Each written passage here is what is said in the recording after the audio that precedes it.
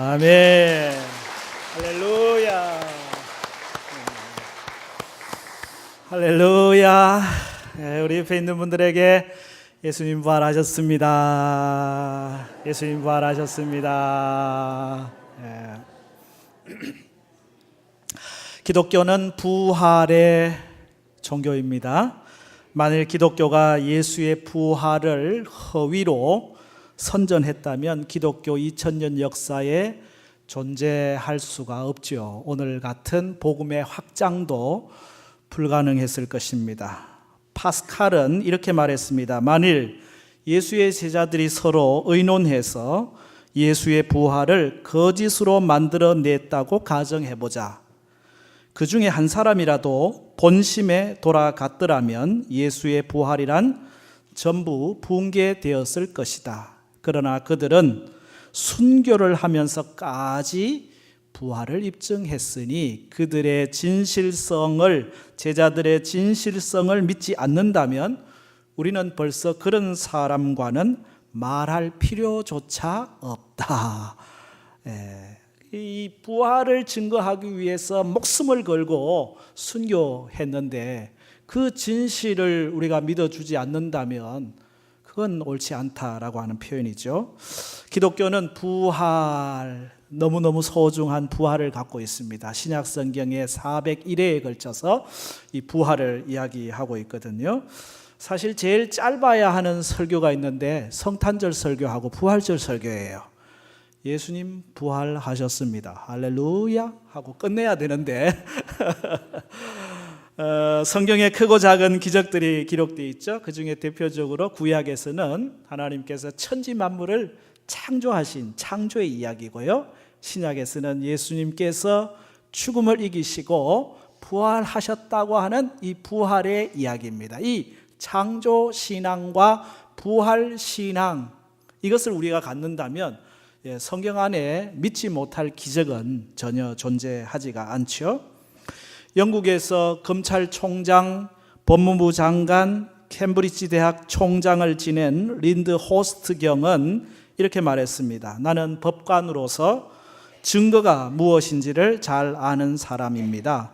증거에는 진짜 증거와 가짜 증거가 있는데 내가 보는 경우에 있어서 예수의 부활은 완전한 사실입니다. 그것은 완벽한 증거를 가지고 있습니다. 그 증거는 결코 무너질 수 없습니다 라고 말을 했어요. 여러분, 배너라고 하는 영화를 보신 적이 있으신가요? 배너를 쓰신 분이 윌리스라고 하는 장군 출신인데요. 이 윌리스 장군은 평소 사람들이 예수에게 속아가지고 살아가는 모습이 너무 안타까운 거예요. 어떻게 예수한테 속아가지고 저렇게 살아가나? 이 사람들을 내가 좀 자유롭게 해야 되겠다. 전역하고 유럽에 있는 도서관이라는 도서관은 뒤지면서 잉거솔이라는 사람과 함께 예수의 이야기가 다 가짜 허구라고 하는 사실을 밝혀내기 위하여 읽고 산더미같이 자료들을 찾아 모순점을 찾아 나가다가 성경을 읽어보고 또 읽다가 그런 고백을 하죠. 진실을 거짓으로 말할 수 없어서 나도 그 예수 이름 앞에 무릎을 꿇을 수밖에 없다. 결국은 예수를 영접하고 예수를 영접한 사람으로 그 감동을 담아가지고 벤허라고 하는 작품을 쓰면서 예수님의 부활, 예수님의 승리를 증거했습니다. 오늘 우리가 요한복음을 읽었습니다. 지난 한 주간 고난주간 특별 새벽 기도회를 하면서 요한복음 18장 19장 십자가의 길을 가신 예수님의 죽음까지를 읽었거든요. 보통의 사람의 전기라 그러면 19장에서 끝나야 됩니다. 전기를 읽으면 주인공의 죽음과 장례로 모든 게 끝나거든요. 그런데 예수님은 19장에서 안 끝나고 오늘 20장으로 넘어왔습니다. 21장으로 넘어갑니다. 예수님의 부활 이야기가 기록이 되어 있어요. 예수님은 한 인간으로서만이 아니라 하나님의 아들 되심을 부활을 통하여 우리에게 증거하신 것이죠. 부활은 복음의 부록이 아닙니다. 필수요 핵심입니다. 부활은 기독교 신앙의 중심에 놓여 있습니다. 예수님이 하나님의 아들 되심을, 그리고 예수님께서 십자가 위에서의 죽으심이 그냥 한 죄인의 그냥 아무 의미 없는 죽음이 아니라 온 인류를 대속하기 위한 희생 제물로서의 죽음인 것을 확인하고 확정하고 도장 찍는 것이 부활이에요. 부활을 통해 예수님의 하나님의 아들 되심, 그 대속의 역사를 완성하는 것이지요.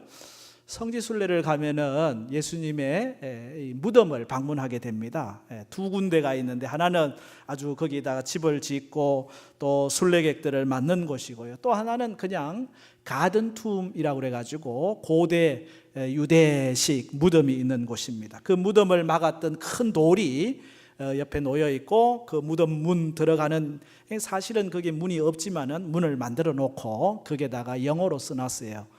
He is not here. He was risen. 그는 여기에 계시지 아니하고 그는 다시 살아나셨다라고 쓰여 있거든요. 모든 사람들은 다 무덤이 있잖아요.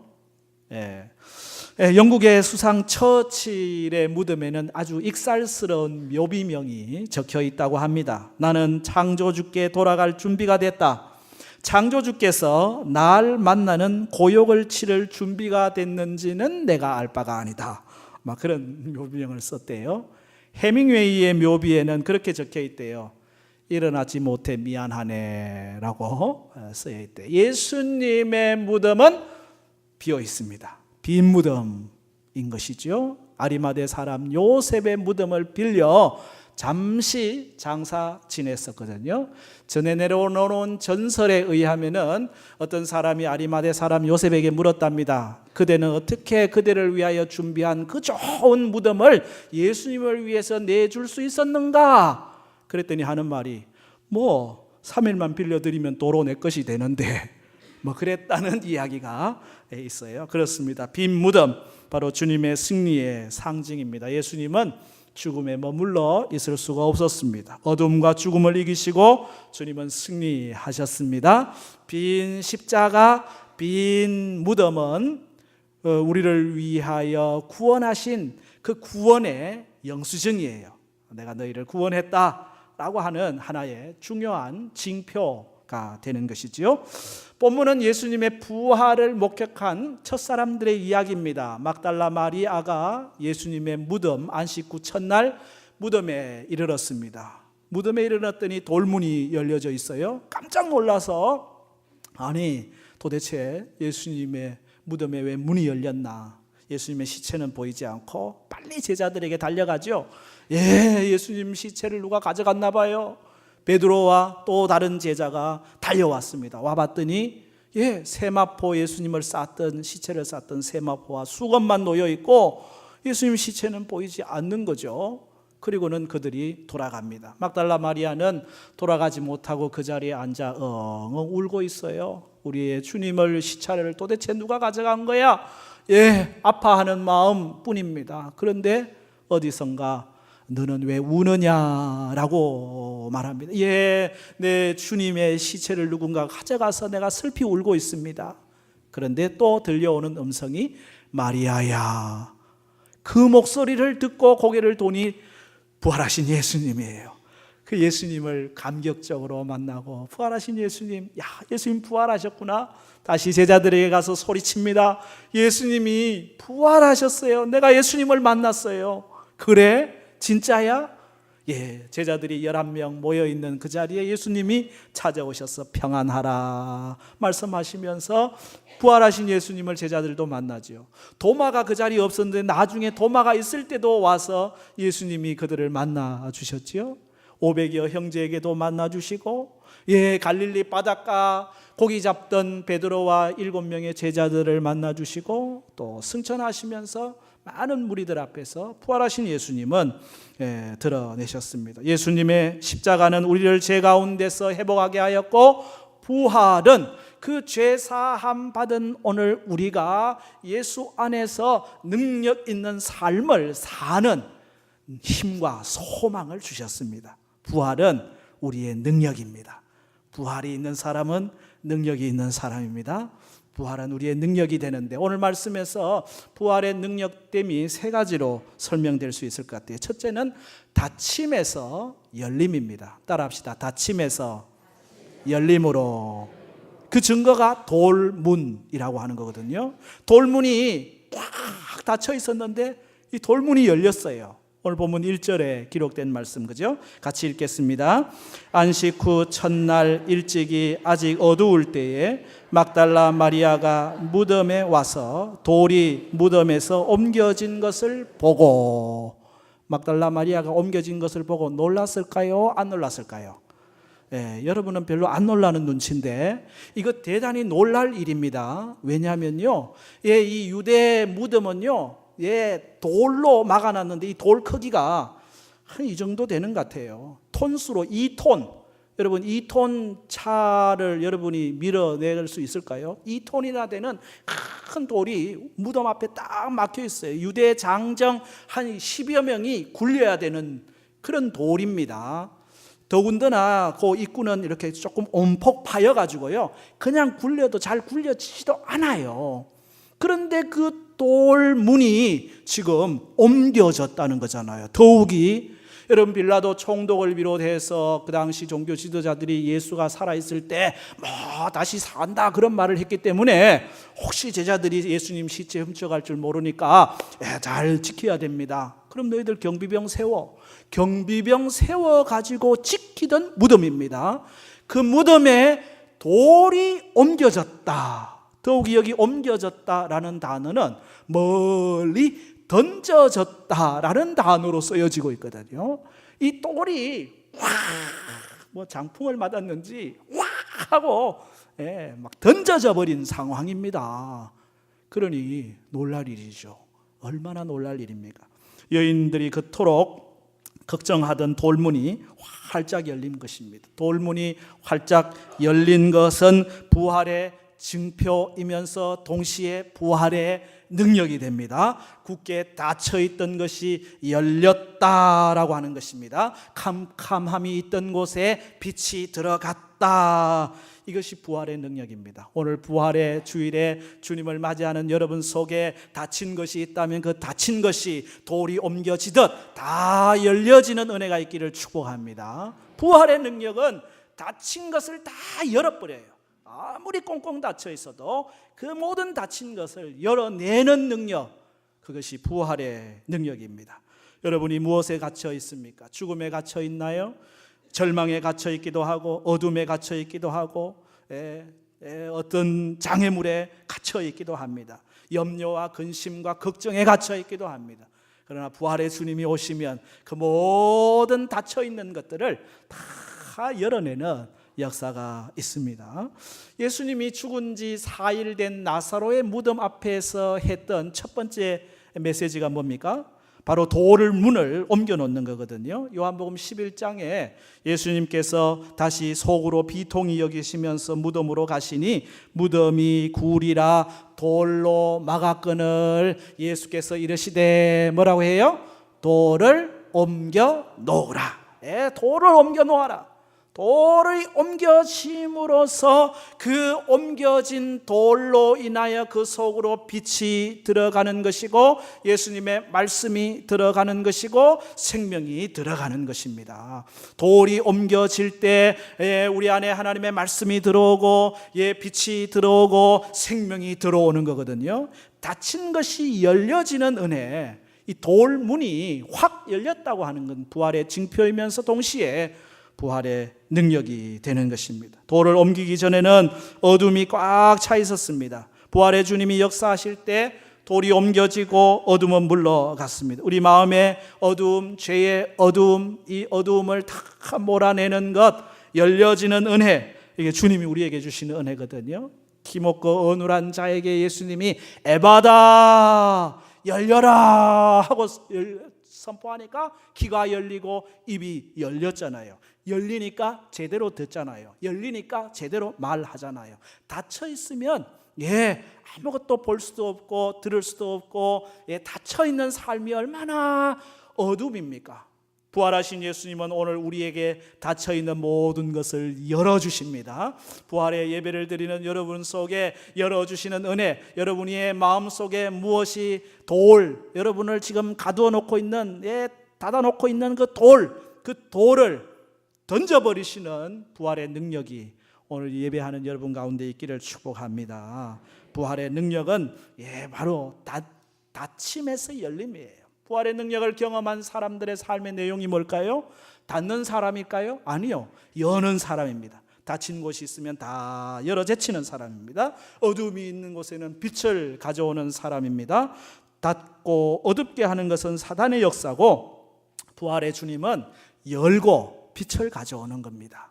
부활의 주님이 오늘 우리 사회 가운데 역사하실 때에 닫힌 사회가 열린 사회가 될 것이고 남북 관계 속에서도 부활의 주님이 역사하실 때에 닫혀있던 것이 열리게 될 것이고 부활의 주님이 일하는 곳에 그곳은 다 열리는 역사가 일어나는 거예요. 부활의 역사는 열리는 역사라는 사실, 닫힘에서 열림, 돌문이 부활의 증표요, 부활의 능력이 됩니다. 두 번째는 어떤 능력입니까? 따라합시다. 묶임에서 풀림으로. 그 증거가 세마포라고 하는 거예요. 여러분, 베드로와 요한이 이 마르다의 이야기를 듣고 예수님의 무덤을 딱 들여다봤더니 세마포, 예수님을 꽁꽁 묶었던 세마포가 한쪽에 있습니다. 머리에 쌌던 수건도 한쪽 편에 있습니다. 그게 오늘 6절과 7절 말씀이죠.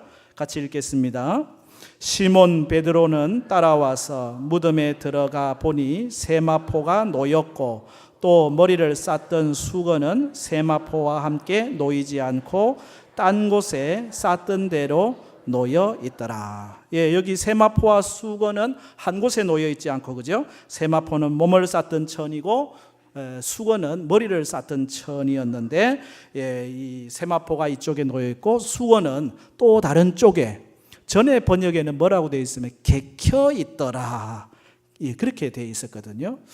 그 말씀을 읽으면 늘 송기련 목사님이 생각나죠. 송기련 목사님 아내 되시는 사모님은 평소에 잘 어지러운데요, 정리정돈을 잘하는데 쓰고는 그냥 내팽개치고 쓰고는 내팽개치고, 정리정돈을 잘하는 이 송 목사님이 속이 타가지고 좀 쓰면은 정리를 해라.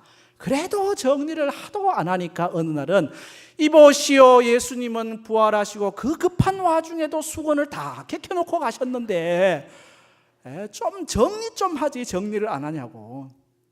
그날 밤에 누웠는데 하나님의 음성이 들리기를 정리를 잘하는 네가 해라.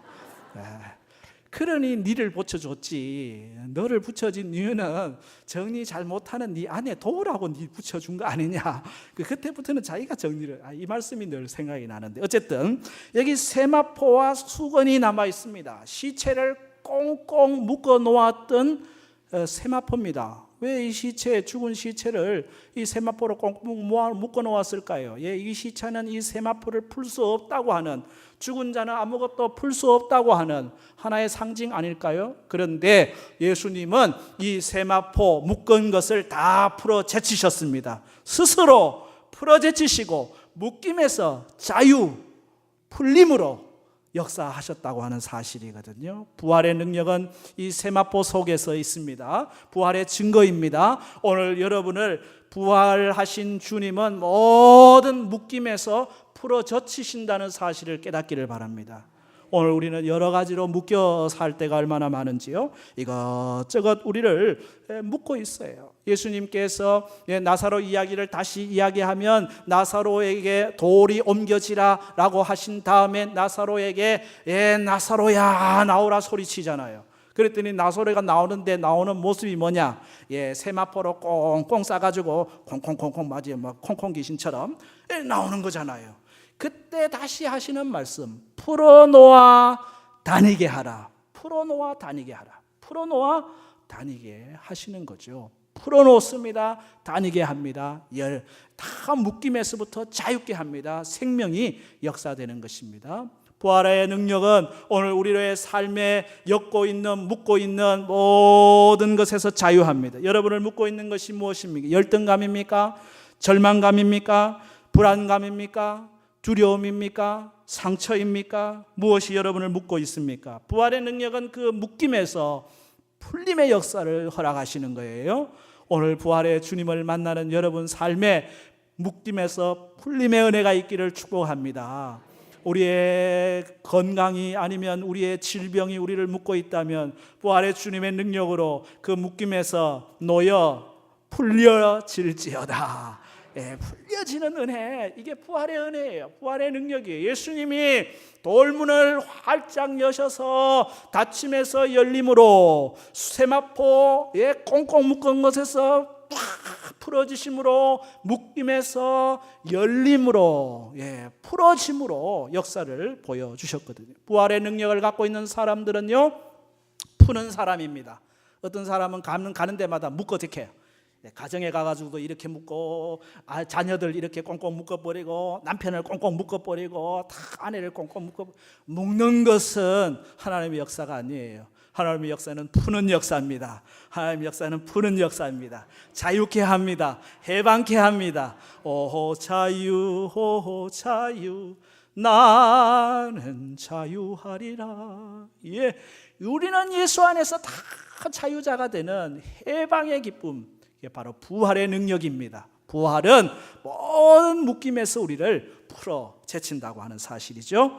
마지막으로 예수님의 부활의 능력은 죽음에서 생명으로 나타났습니다. 따라합시다. 죽음에서 생명으로. 그 증거가 빈 무덤입니다. 빈 무덤은 예수님이 죽음에 머물러 계시지 아니하시고 생명으로 다시 사셨다고 하는 증거가 되는 것이거든요.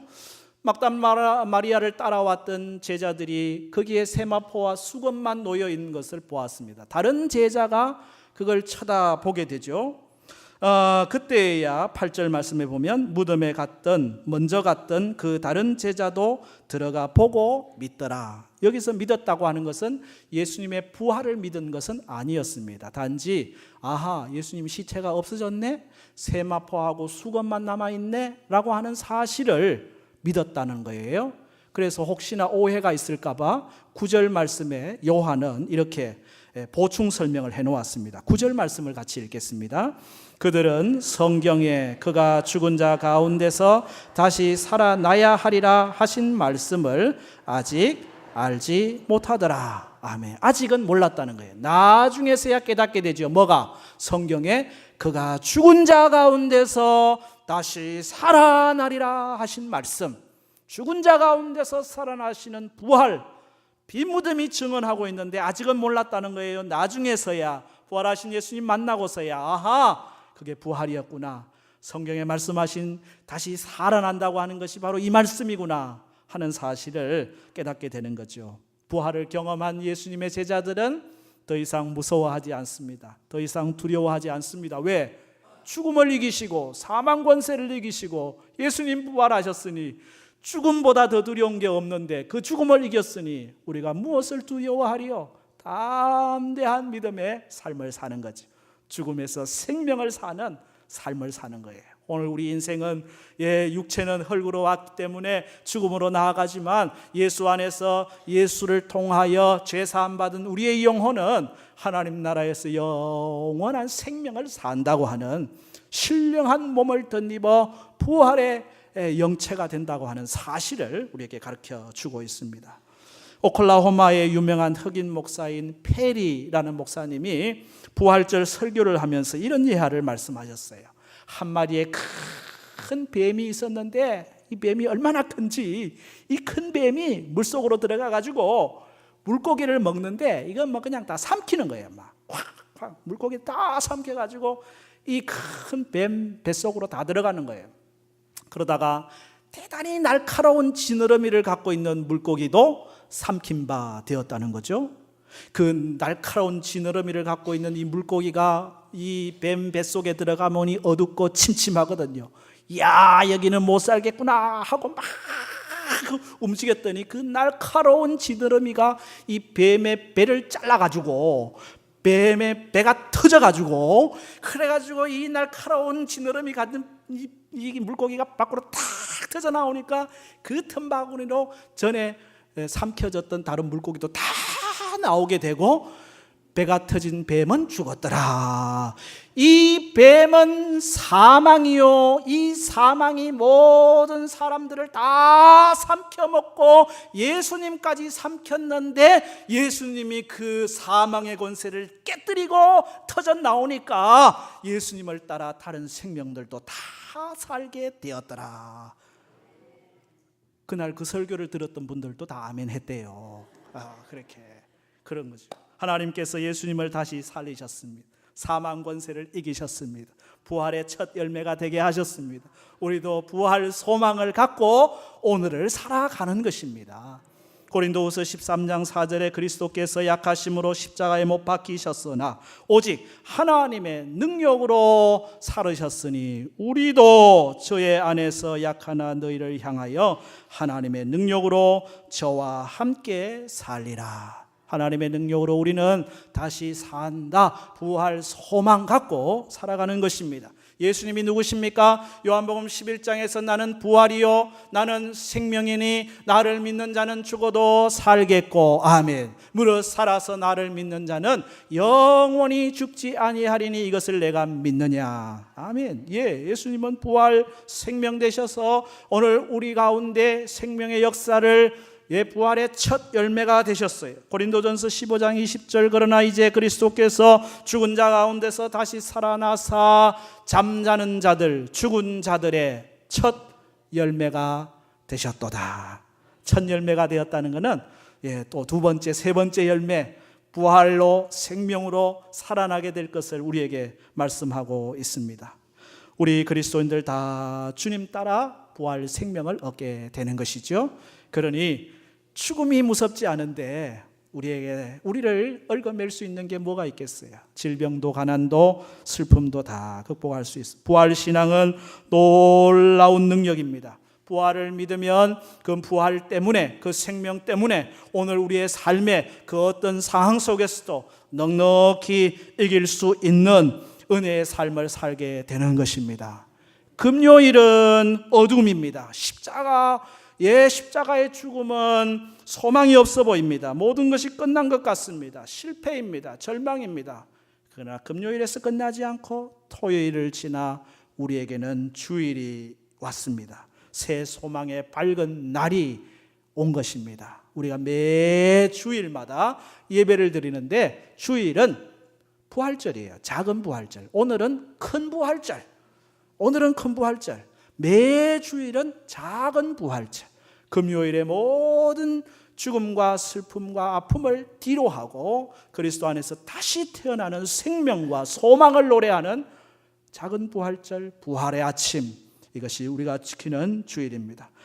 부활의 능력은 모든 막힌 돌을 굴리게 하시고 묶어놓았던 세마포를 푸시고 죽음의 권세 이기신 빈 무덤으로 나타났습니다. 묶임에서 풀림으로, 닫힘에서 열림으로, 죽음에서 생명으로, 어둠에서 빛으로, 절망에서 소망으로, 실패에서 승리로, 이게 부활의 능력이거든요. 여러분, 부활의 능력이 오늘 우리의 것이 되기를 바랍니다. 예수님은 우리를 위하여 부활하셨습니다. 예수님과 함께 죽고 예수님과 함께 부활하는 부활의 능력을 가지고 열림의 역사, 풀림의 역사, 생명의 역사를 만들어가는 은혜가 여러분 가운데 있기를 바랍니다. 부활하신 주님이 여러분과 늘 함께 하실 것입니다.